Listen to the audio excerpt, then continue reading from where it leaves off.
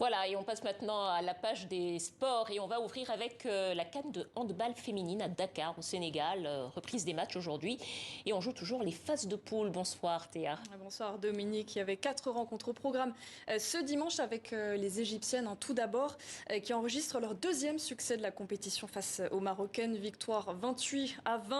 C'est un 0 pointé pour les Lionnes de l'Atlas qui n'ont toujours pas remporté le moindre point. Pour la RDC, en revanche, c'est un sans faute. Les Léopards dames ont remporté leur deuxième match du tournoi face à l'Algérie. Victoire franche 32-23. La RDC dans une bonne dynamique. Ça donne le sourire au sélectionneur Francis Toulosana.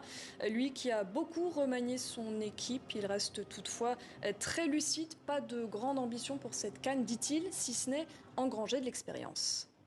Aujourd'hui, la RDC joue et travaille sa reconstruction. On est en chantier. Donc notre objectif là, de cette compétition, c'est de faire mieux que la précédente.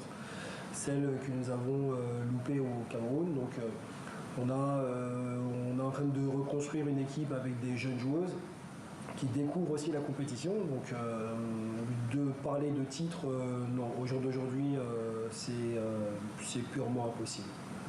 Voilà, purement impossible, ça a le mérite d'être clair. Les Léopards dames déjà focalisées sur leur prochain adversaire, les tenantes du titre, les redoutables angolaises.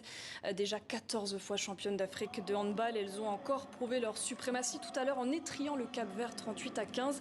Et elles ne comptent pas s'arrêter là. La demi-centre des Palancas Negras, Isabelle Gallo, est confiante pour la suite.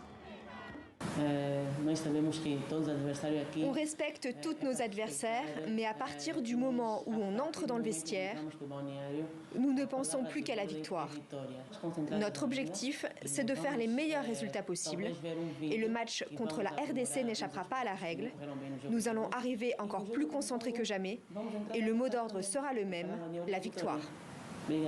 La victoire aussi pour le Congo qui a battu la Tunisie 25-20. C'était tout à l'heure, c'était le dernier match de la soirée. Ouais, et puis il y avait du foot aussi ce dimanche avec la finale de la Ligue des champions féminines de la CAF. La finale entre les Marocaines de l'Asfar en quête d'un premier sacre à domicile et les Sud-Africaines, les tenantes du titre Mamelody Sundowns. Match toujours en cours, il reste quelques minutes à jouer, mais c'est très bien parti pour les Marocaines qui bousculent l'ogre sud-africain. Elles mènent pour l'instant 2-0. Les Bafana en difficulté, il faut le dire, réduite à 9 contre 11. Premier carton rouge pris en première période. Le deuxième est lui arrivé avant l'heure de jeu. La petite finale à présent, celle pour la troisième place, elle a eu lieu hier soir et c'est Bayelsa Queens qui s'adjuge la médaille de bronze. Les championnes du Nigeria ont dominé les Tanzaniennes de Simba Queens. L'unique but de la rencontre a été inscrit par Juliette Sunday. Allez, on va prendre maintenant la direction du désert libyen où il y a eu pas mal d'animations cette semaine. Et pas mal de bruit, puisqu'on parle de sport mécanique. Il y a en ce moment le rallye d'Al Hamada, du nom d'un vaste territoire au cœur du Sahara. 3e fois seulement que l'événement parvient à être organisé depuis sa création en 2013 en raison de l'instabilité dans la région. Les concurrents se sont élancés jeudi de la petite ville de Zentan à 170 km au sud de Tripoli. Depuis, ils ont parcouru 400 km à travers les pistes rocailleuses du désert libyen. Une trentaine de 4x4, de quads et de motos s'affrontent cette année. Et pour la première fois, une femme pilote fait partie de l'aventure. Shaima Benamou, 29 ans, originaire de Nabeul en Tunisie, où elle vient de remporter le championnat de motocross. Un parcours qui, elle l'espère, va inspirer d'autres femmes. Mon amour pour le sport automobile me vient de mon père. Il était passionné. J'ai sacrifié beaucoup de choses, mes études avant tout. Ma famille comprend et accepte la situation car je suis sur la bonne voie et j'obtiens des résultats. L'organisateur du rallye a dit qu'il y avait déjà beaucoup de filles qui aimaient ce sport et voulaient participer. Si Dieu le veut, l'an prochain, beaucoup de femmes pourront concourir.